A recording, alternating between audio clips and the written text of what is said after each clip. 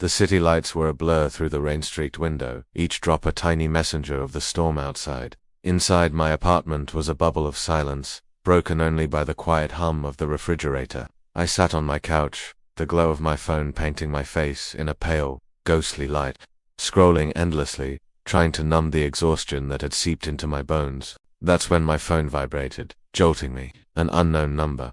But this wasn't just unknown. It was wrong. 7 digits, no area code. A number that simply shouldn't exist. My brow furrowed. What kind of glitch was this? Before I could dismiss it, the ringing stopped. I let out a breath I didn't realize I'd been holding. Then, it rang again. Same impossible number. My heart started a frantic rhythm against my ribs. Hesitantly, I answered. "Hello," I whispered into the phone. The line was dead silent, except for a faint, rhythmic sound. Breathing, slow, labored, and definitely not human. A voice crackled through the speaker, distorted and stretched, like a recording played at the wrong speed. "Mara, don't hang up." A cold dread washed over me. Every muscle in my body froze. "Who is this?" I demanded, my voice trembling. The call ended abruptly. Silence rushed back in, heavier than before. My hands were shaking so badly I almost dropped the phone. I quickly opened my call history, desperate for an explanation, for a trace of what just happened. But there was nothing. No missed call. No incoming number. It was as if it never happened.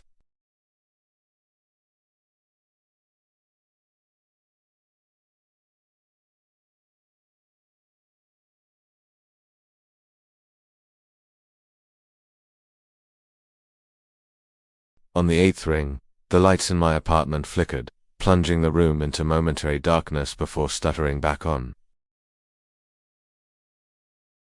"What do you want?"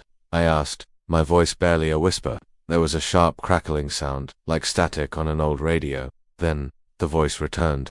"You know me." My head was spinning. "No," I said, shaking my head as if to dislodge the thought. "No, I don't." The voice on the other end chuckled, a dry, rasping sound. "You used to." Suddenly, the call glitched. The voice distorted into a high-pitched squeal, the sound of a cassette tape being rewound at high speed. Then, it shifted again.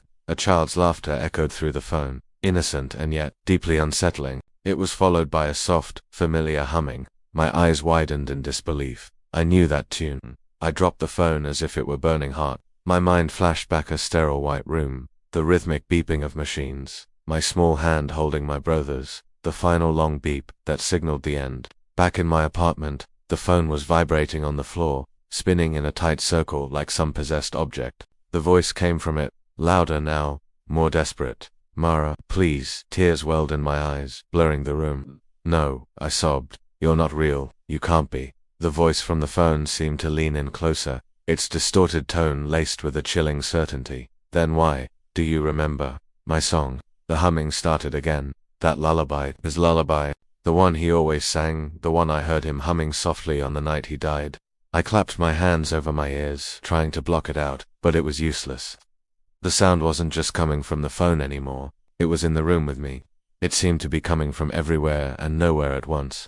My gaze darted around the apartment, landing on the kitchen. The humming was loudest there, echoing from the closed pantry door. I pushed myself to my feet, my legs feeling like lead. Each step toward the kitchen was a battle. "Stop," I whispered, my voice cracking. "Please, just stop." As I got closer, the pantry door creaked open, all by itself, revealing a pitch-black void within. The humming intensified, pulling me closer. Behind me, my phone buzzed on the floor. I glanced back at the screen. It read, "Calling home." I had never saved a contact named home. My thumb hovered over the screen, acting on an impulse I couldn't explain. I answered.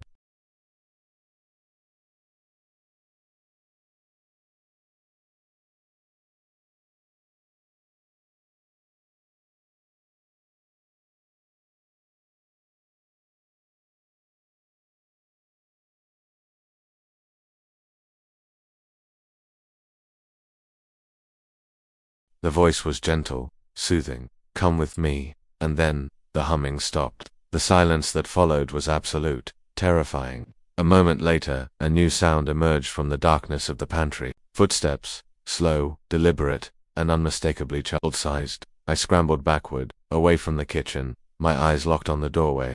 A silhouette began to take shape against the dim light from the living room. It was small, Still, my phone lay on the floor a few feet away.